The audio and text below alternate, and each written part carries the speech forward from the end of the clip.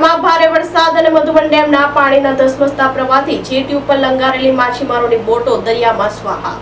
ડઝનો boat દરિયામાં ગરકાવ થતા 10 કરોડથી વધુનું નુકસાનને લઈ રોજગારી અને રોજીરોટી ઉપર સીધી અસર હોવાનું જણાવતા માછીમારો સંપ્રદેશ દમણમાં છેલ્લા 4 દિવસમાં ખાબકેલા સાંબેલાધાર 40 ઇંચથી વધુ વરસાદે સમગ્ર પંથકમાં હાહાકાર મચાવ્યો છે। એમાં પણ મધુબન ડેમમાંથી દમણ ગંગા નદીમાં છોડવામાં આવેલા પાણીના ધસમસતા પ્રવાહથી દમણની જેટી પર લંગારેલી માછીમારોની બોટો દરિયામાં સ્વાહા થઈ ગઈ છે। આ ભયાનક દુર્ઘટનામાં કુલ 8 થી 10 કરોડ રૂપિયાનું નુકસાન હોવાનો પ્રાથમિક અંદાજ છે। નાની દમણની 2 માછીમારી બોટ અને મોટી દમણની 7 બોટને મોટું નુકસાન થયું છે। માછીમારી પર જીવન ગુજારતા માછીમારોની હાલત અત્યંત કફોડી બની છે। પ્રાપ્ત માહિતી અનુસાર 10 થી 11 મોટી બોટોને સંપૂર્ણ નુકસાન એટલે કે ટોટલ લોસ થયું છે, જ્યારે અન્ય 8 થી 10 બોટોને એટલું ગંભીર નુકસાન થયું છે કે તે હવે ફરીથી સમારકામ કરવાને લાયક પણ રહી નથી। વધુમાં 15 થી 20 નાની માછીમાર બોટો દરિયાના પ્રવાહમાં સંપૂર્ણપણે નાશ પામી છે। એક નવી મોટી બોટ બનાવવાનો ખર્ચ અંદાજે 90 લાખથી 1 કરોડ રૂપિયાથી વધુ થાય છે, જ્યારે એક નવી નાની બોટ બનાવવાનો ખર્ચ અંદાજે 30 થી 40 લાખ રૂપિયા થાય છે। માછીમારોની વેદના છે કે ભર ચોમાસામાં થયેલા આ નુકસાન અને ડેમમાંથી મોટા પ્રમાણમાં પાણી છૂટવા અંગે અગાઉથી કોઈ જ જાણકારી મળી ન હતી। બંદર પર ડોકયાર્ડની સુવિધા ન હોવાથી બોટો દરિયામાં જ રાખવી પડી હતી, જેના કારણે આ ગંભીર દુર્ઘટના સર્જાઈ છે। આ કપરા સમયમાં માછીમારો અત્યંત લાચાર હતા અને બંદર ઉપર ઊભા રહીને માત્ર પોતાની બોટોને નુકસાન પામતી જોઈ શકતા હતા।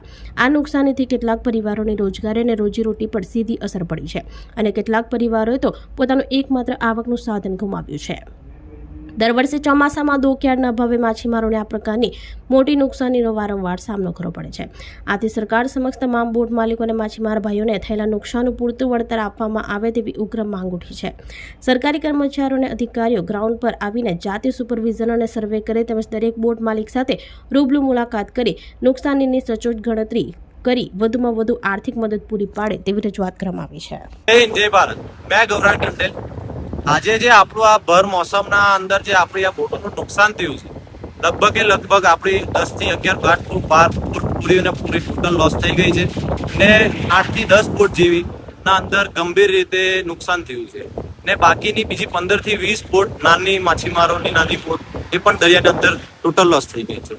હવે મારી સરકાર તરફથી એટલી જ માંગ છે કે આ દરેક બોટના માલિકોને અને માછીમાર મારા ભાઈઓને કમ્પન્સેશન આપવું જોઈએ, અલાવન્સ આપવું જોઈએ, કારણ કે આ ભારે મોસમ આમાં હું પણ જાણું છું કે આ બહુ સંજોગી છે, પરંતુ જે મોટું મોસમના અંદર જે મોટું પાણી છૂટ્યું એનું પણ અમને જાણકારી નથી હતી ને અમારા સાથે એવી પરિસ્થિતિ હતી કે અમે એકદમ લાચાર હતા। અમે અમારી બોટોને ખાલી બંદર ઉપરથી જોઈ શકતા હતા, કારણ કે અમારી બોટ જે ડોકયાર્ડ નથી તેના કારણે અમારી બોટ દરિયામાં રહી અને દરિયાના અંદર જે અમારું પાણી છૂટ્યું તેના અંદર અમારી આ દુર્ઘટના ઘટી। હવે મારું સરકાર તરફ એટલું ધ્યાન ધરાવવાનું છે કે આપણે જ્યારે આપણા પ્રદેશના આપણા લોકો માછીમારો ભાઈઓ દરેક વસ્તુના અંદર આપણા સાથે ઊભી રહી છે અને બધી વસ્તુમાં આર્થિક રીતે મદદ પણ કરે છે, તો એ લોકોની મારા પરિવાર સંબંધ તરીકે હું એટલું જ કહેવા માંગુ છું કે મારા પરિવારજનોને અને અમને લોકોને અમારી બોટ માટે અમને ડોકયાર્ડની ખરેખર નમ્ર એક વિનંતી છે કે અમને એક ડોકયાર્ડ પૂરું પાડો।